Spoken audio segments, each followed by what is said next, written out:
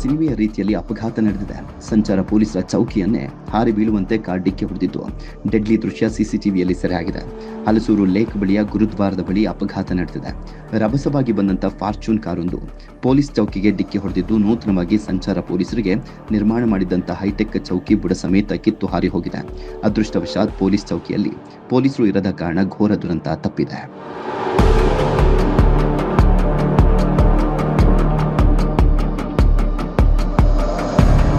ಸೂರ್ಯಘರ್ ಮುಫ್ತ್ ಬಿಜ್ಲಿ ಯೋಜನೆಯಡಿಯಲ್ಲಿ ಸಾಂಪ್ರದಾಯಿಕ ವಿದ್ಯುತ್ ಮೇಲೆ ಅವಲಂಬನೆಯನ್ನು ಕಡಿಮೆ ಮಾಡಲು ಮನೆಗಳ ಮೇಲ್ಛಾವಣಿಯಲ್ಲಿ ಸೌರ ವ್ಯವಸ್ಥೆಯನ್ನು ಸ್ಥಾಪಿಸಲು ಅವಕಾಶ ನೀಡಲಾಗಿದ್ದು, ಸೌರ ಫಲಕವನ್ನು ಸ್ಥಾಪಿಸಲು ಮನೆ ಮಾಲೀಕರಿಗೆ ಬ್ಯಾಂಕ್ಗಳಿಂದ ಸಾಲ ಸೌಲಭ್ಯದ ಜೊತೆಗೆ ಸಹಾಯಧನವನ್ನು ನೀಡಲಾಗುತ್ತದೆ.